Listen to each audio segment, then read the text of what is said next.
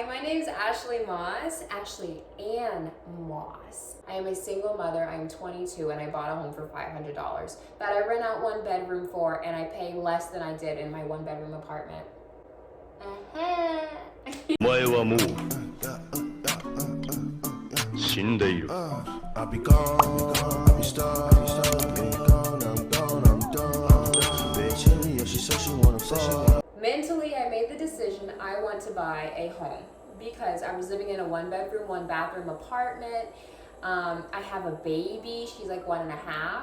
This does not work. I was not getting no sleep. It was crazy. So I was like, okay, I'm going to need a 2-bedroom apartment. I looked at 2-bedroom apartments and they were going for like $1,250, $1,300, $1,350. So I was like, wow, okay, if I'm gonna spend that money, I need a house. Because at least if I have a house, I can rent out a room, maybe even 2, and not have to pay anything, or just pay less than what I'm paying now. At the time, I was paying a good like $1,100. I made that decision in my head, okay, I really do want to buy a house by the end of this year. I'm 22, I had just gotten out of this ugly relationship, and God was completely transforming my whole life. So I prayed about it, and He refocused my mind, and He recentered me, and everything just happened so smoothly. So some of the barriers, like I had to write out a list of things that made me nervous about buying a home. So I wrote out some of the things, and some of my concerns was like, will I be able to afford major repairs? Things in that nature was kind of a concern. And so basically I wrote out all of my fears, and then it was like, okay, it's 2020. If I have a fear or concern, it's already been solved. Let me Google it. So I Google it. How can I afford all of the repairs that come with a home? All right, great, you get a really good home warranty. So I found a really good home warranty with Select Home Warranty. And I mean, any problem I have, it could be as big as like my septic tank system collapses to the roof just caves in, who knows what. I only pay $60 and they replaced the whole roof. I didn't really have a lot of money. I probably had like $1K saved up when I reached out to my realtor, and then maybe $2K saved up by the time I found the house. Fortunately, I found Regions Mortgage. So back before 2008, there were 0% down payment loans. This was completely gone away with following the mortgage collapse. Now it has been over 10 years, and the government's kind of like, listen, we're not going to do 0% down payment. We'll do the FHA, 3.5%, all of that. And the 3.5% comes with payment mortgage insurance, PMI. That is to double insure the government because you're considered risky. You didn't really put a lot down.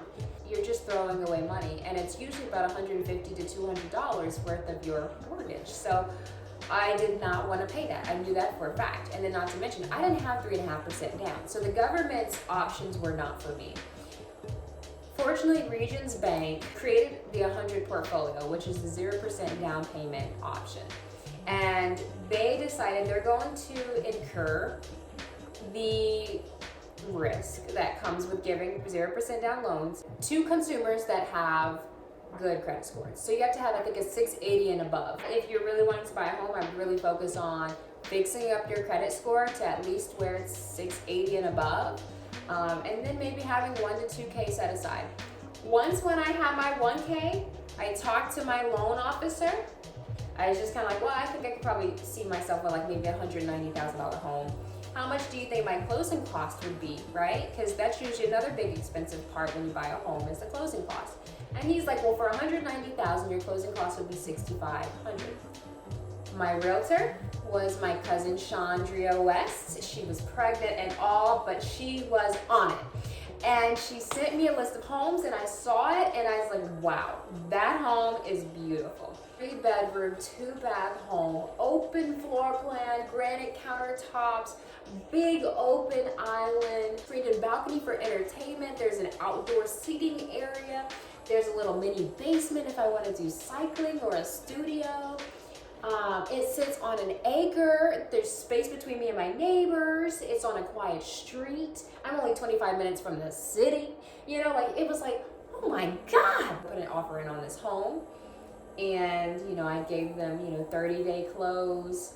They wanted $1,500 in earnest money. So I was like, okay, I gave it $1,500. They were originally asking for $194,000. I said, you know what, I'll offer you $195,000. However, you have to pay the $6,500 in my closing costs. And then my realtor also threw in there that they have to pay $400, $500, I can't remember which one, towards my home warranty. And they went for it.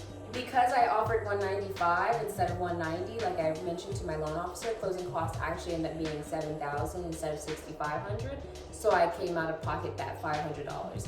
If done properly, you could completely end up buying the home. They pay completely all of your closing costs, and you walk away paying absolutely nothing. Can you believe that? I put in the offer. We then go into due diligence time period. I sent out a really good inspector. They inspected. They saw all the problems that were with the house. Send it over, let the seller know. They fixed those problems.